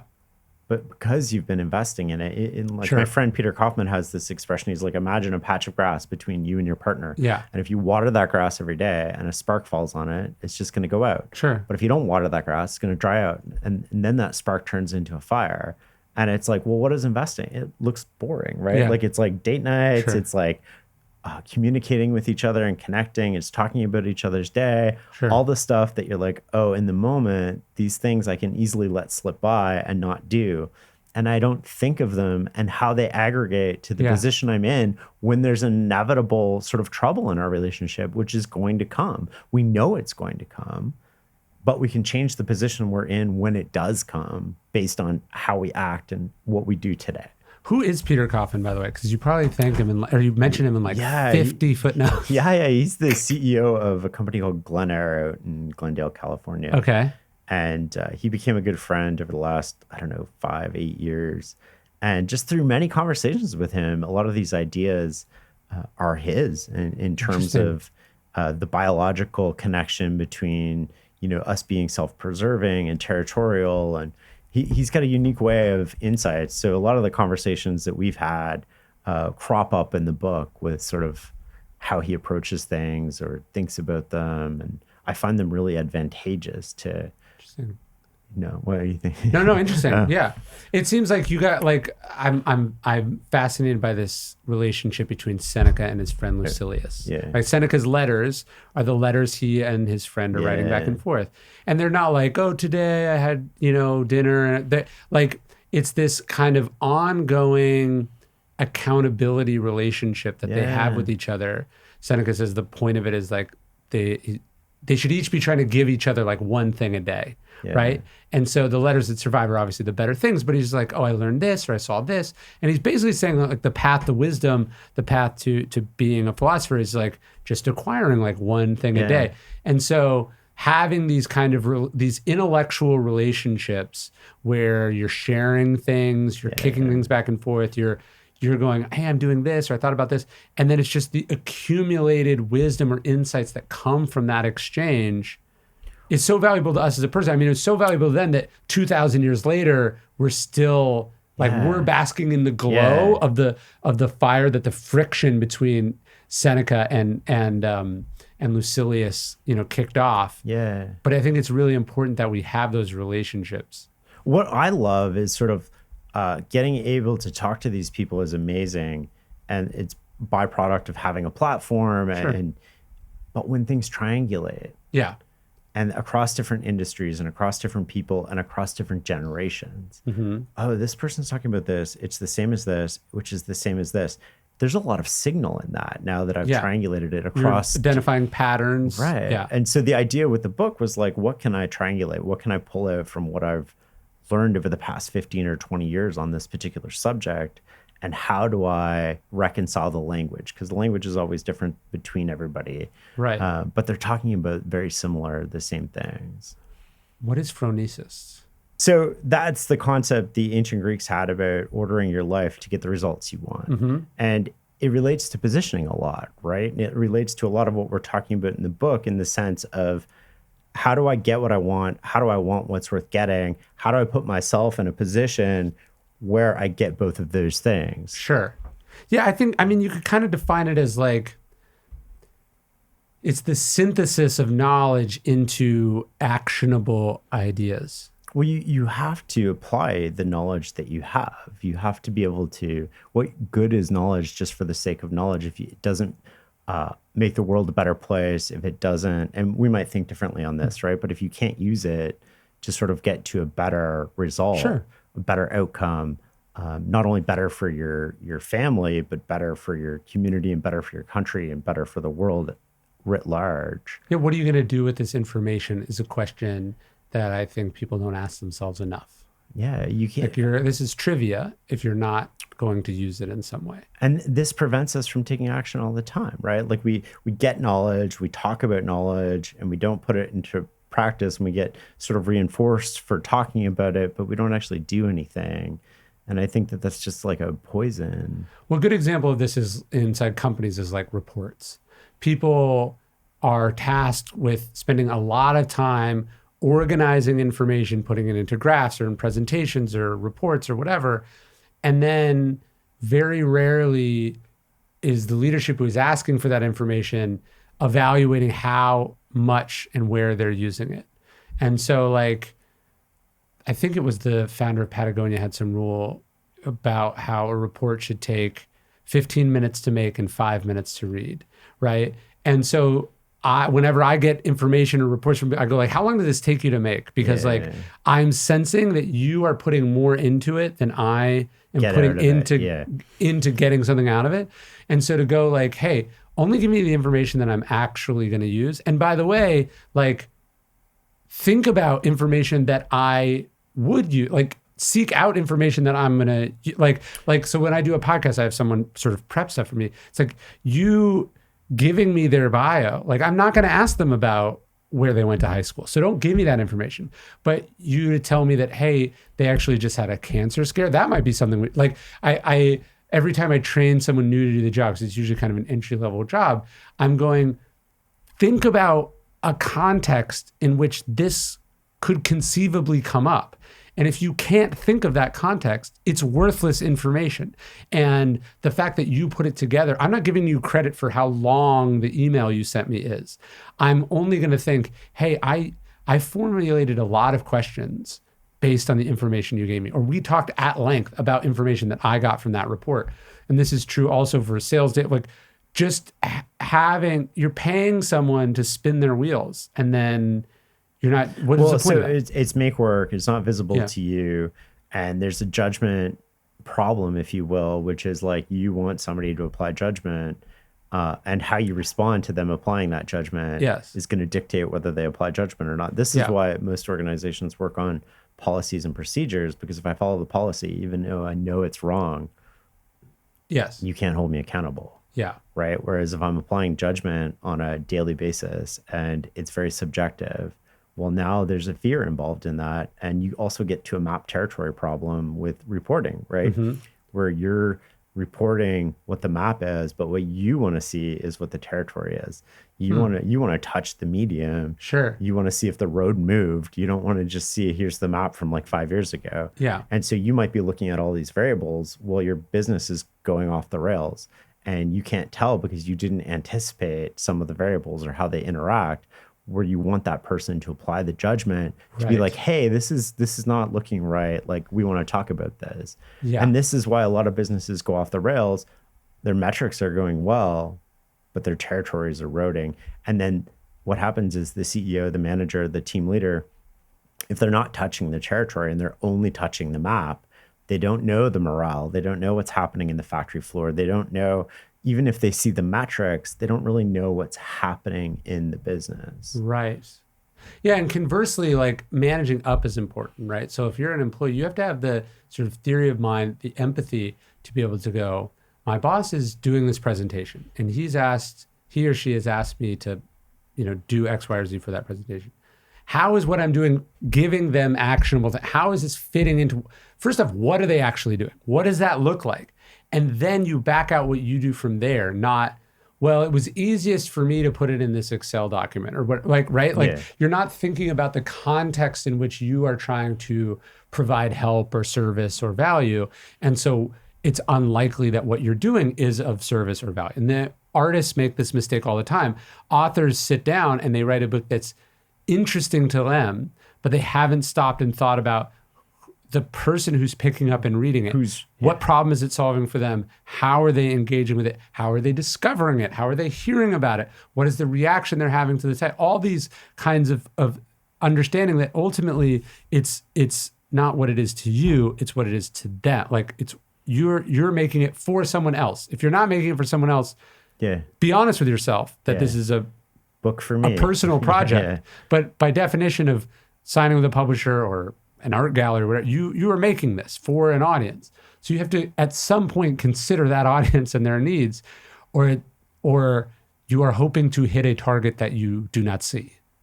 Yeah, I think that's true, right? Like, you should be doing that with everything that you're doing, though. But the risk that people don't want to do with that is, and I talk about this a little bit in the book with identifying the most important thing, is you're putting yourself in a position where you could be wrong.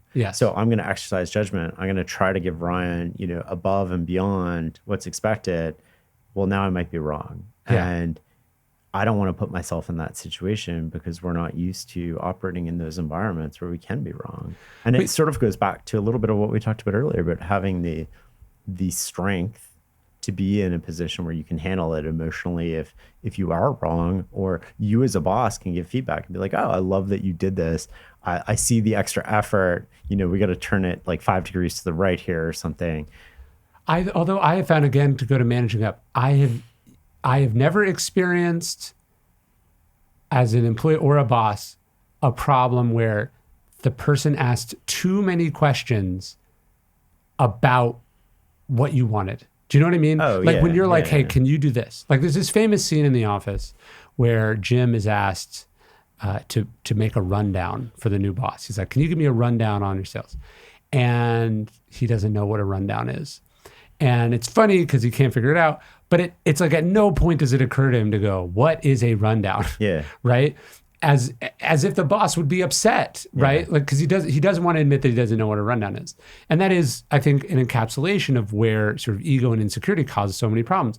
You can't learn what you think you already know is Seneca or is Epictetus's line, but also you can't learn what you're afraid to ask about, right? And so, like, as a person who is working with other people, you're much more likely to get in trouble or to cause problems by what you don't ask for specificity or further instruction about than you are to ask too many questions to dial in exactly what they're looking for. But so that's another example from the book, right? When our ego is in charge, and our ego is in charge when we respond there. Yeah. Because we're responding by not asking the question about like, what does this mean? Or, I forgot Do you want it this, more or, like this? Do you like it long? Do you like it short? Do you want an email? Do you want an attachment?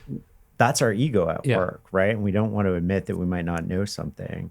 And so in those situations, we're more prone to reacting, not reasoning. Yeah. So how do you put yourself in a position? And if you're a boss, how do you put your employee in a position? Ease, or right. So that sure. comes to a little bit of psychological safety, sure. But it comes to your relationship with that person too, in terms of, is this a transaction? Is this more than that? How are we operating together? How much time have we spent together? So you can put yourself in a position where people will feel more comfortable. Sure. Doesn't mean they're going to do it, but it does make it a lot easier to do the desired behavior in the moment, which is admit. And you can do that as a boss. You can model that, which also helps with the psychological safety and the positioning. Keep going. So I just think it's really interesting to think about. You think about emotion, and you think about ego, and you think about social defaults and inertia.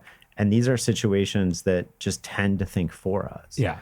And yes, we can have willpower, and we can be like, I recognize I'm getting angry, I'm going to leave the room. And that might work like 20% of the time. But are there other things that we can do to avoid that? Like turning off the computer at night, after a long day when I'm more prone to sort of like these outbursts, not drinking, sleeping well, working out. Yes. We're putting ourselves in a position where we can deal with that anger in a different way. But you can think of something like that where we can put ourselves in a position where people are not afraid to ask. We're creating a culture for our company, where we're creating a culture for our relationship where you feel safe to do that. But it's always funny, right? When it's you like me admitting that I have dyslexia like 5 minutes ago. But it's like people don't want to. They're like, oh, I didn't want to bother you, right? Or I didn't want to look dumb. And it's like, how do you think you look now? How do you think this thing I've been waiting 3 weeks for coming in not the way that I want it is? Do you think that's like so it is funny the way that we don't want to do like a small hard thing. Yeah. It's first to order avoid a much more hard thing later. Well, it's first order negative, second order positive, right? So if we do the first order negative thing, which is like admit we forgot it, we don't know, like what are you talking delivering about? Bad news. Right. But the second order to that is super positive because now you get a report that nails it. You get what you want in the end. Prevented the bad outcome. So we're only thinking at the first level, and if we think 2 or 3 levels deep, we would rationally come to the conclusion that this little pain now is worth going through because it's going to save us this big pain later. Totally. But again, that comes down to like being more rational. Is we know how to think like that. Yeah. And so the example that I sort of use with people is, if you're in a fight with your partner and you're arguing about the dishwasher, and it's like slowly escalating, and I'm watching, and I tap you on the shoulder, and I'm like, Ryan, do you want to put gas or water on this situation?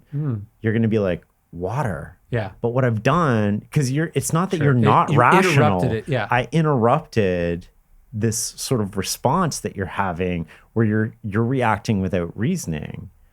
And so you say in the book, you say that's something you ask your kids, which I thought was great. You're saying like, is the behavior you're doing making the outcome more or less likely? I say that to my son. It's like, okay, look, we took the iPad away and you want the iPad back. You freaking out and acting insane and hurting your brother, saying, or you doing this, do you think that's making me more or less likely to give it to you later? Yeah. And then how do you think it's changing my understanding or the relationship of the iPad in our house as a whole, right? Yeah. And so the ability to sort of go, hey, think about the choices that you're making right now and how they pertain to where you want to be or what you want is a super important skill. And the ability to interrupt a cycle or a downward spiral is like the master skill, right? The ability to deal with frustration, to catch yourself, to not make a bad situation worse. I mean, if you can just start figuring that out at 7 instead of starting At 27, when it's been a continual process, it's just an enormous advantage. So I do this with the kids too, right? It's the first mistake doesn't kill you. It's like the cover up that kills you. Sure. So it's like, are you lying to me? You have a pivot point here. I know what's happened. They don't know that I know. Yeah. But I'm like, the choice you make right now is going to make this situation better or worse. Yes.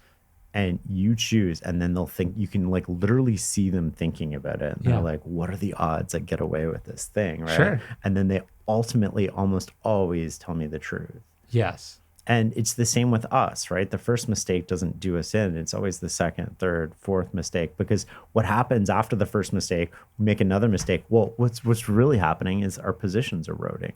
It's increasingly becoming harder and harder and harder to get the desired result that we want. Yeah. And then it becomes impossible at some point. It's kind of like playing Tetris, right?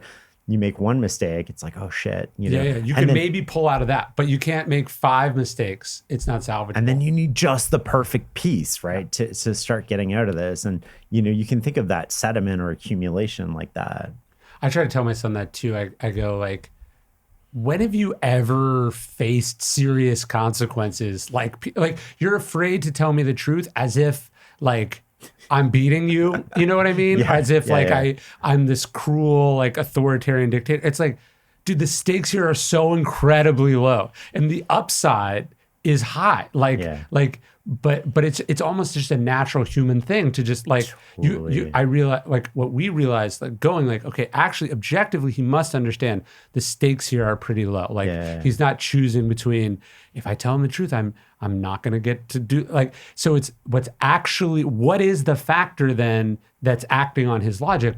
It's shame. So it's an internal feeling and going, oh, okay, so this actually has nothing to do with us. This has something to do with you. So now how do I talk to you and present it to you in a way that your shame is not triggered? And how do I give you an awareness that shame is part of the equation for you?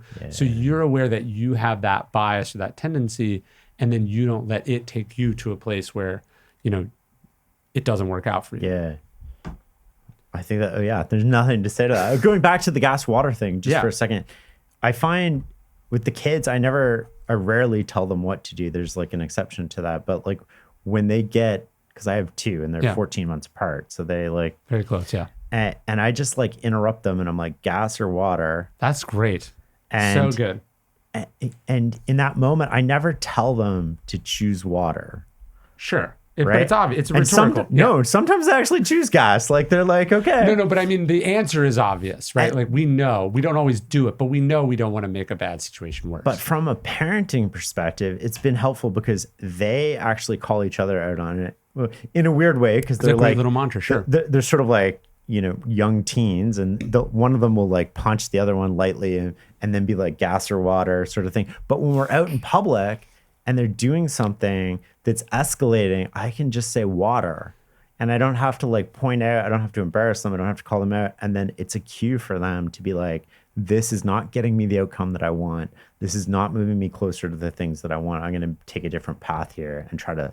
Well, not to mix metaphors, but gas or water is an off-ramp, right? Like don't, just because it started to go this way doesn't mean I have to keep doing it. I can go the other direction. I can stop. I can interrupt. And the ability to do that is kind of a superpower. Yeah. I think like it's great too. One of my kids came home the other day, he skipped his extracurricular activities and he has to do these as part of school.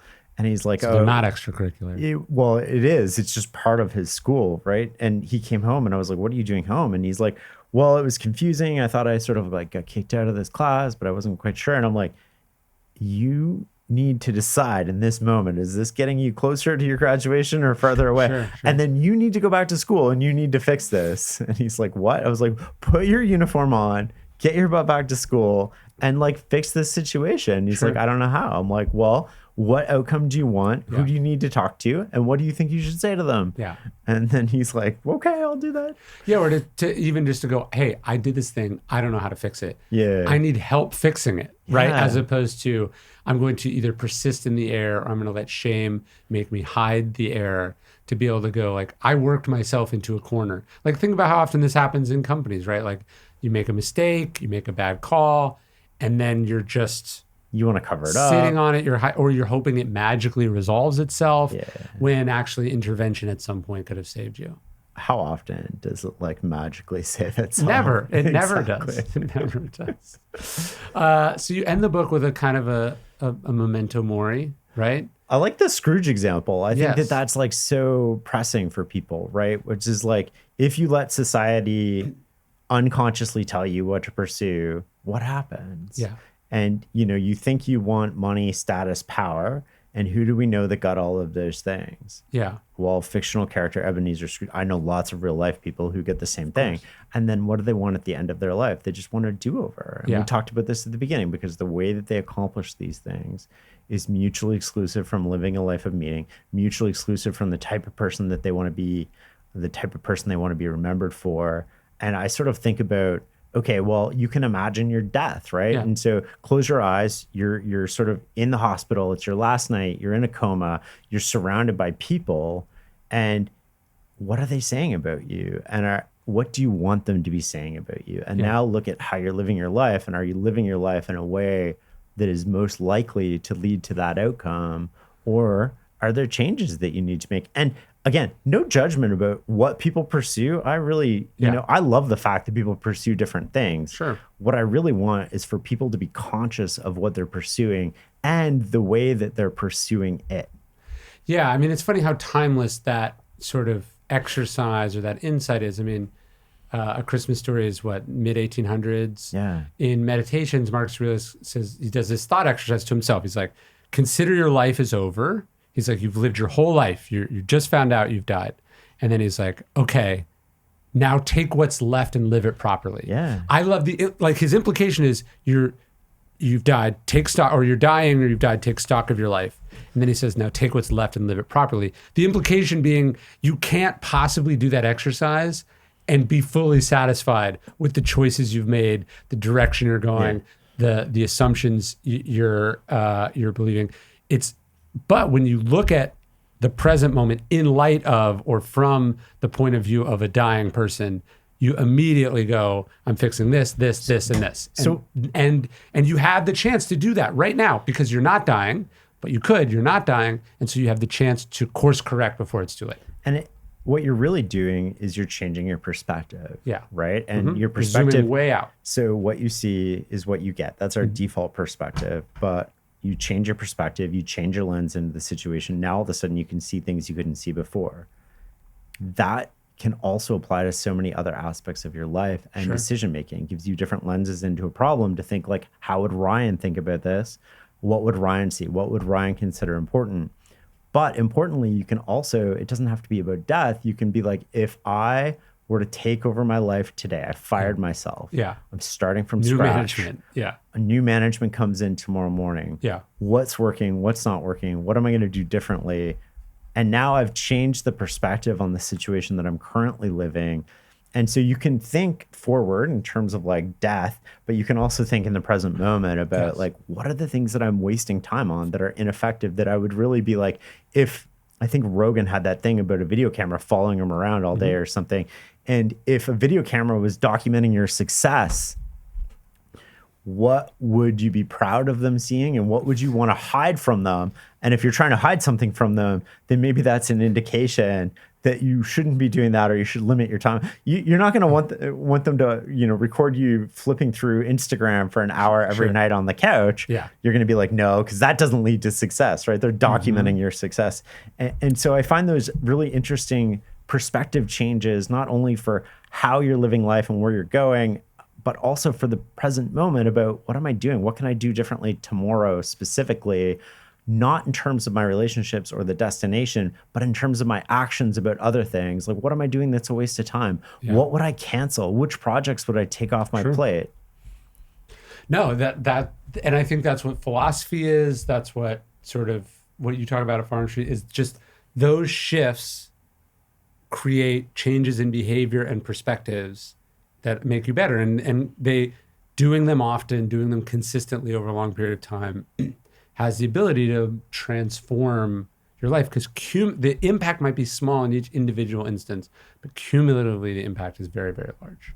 Totally. And that's what we miss, right? Because we're looking for these big impacts, these big wins, these overnight the successes. epiphanies. Yes. Because and I have a saying, which is a lack of patience changes the outcome. And so when we want the outcome, when we know how to get the outcome and we try to get it quicker than is otherwise natural, we change the fact that we're going to get the outcome, or we dramatically reduce the odds. And if you think of financial freedom being an example, well, we know from history, the most likely path to financial freedom is to save more money. And to invest that money, dollar cost average it into a low cost index fund, and then wait a really fucking long period of time.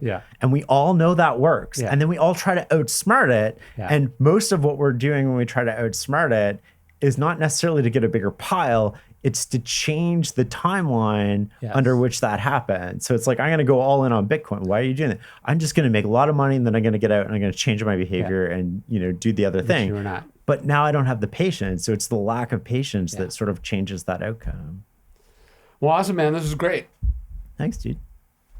It's a fun conversation.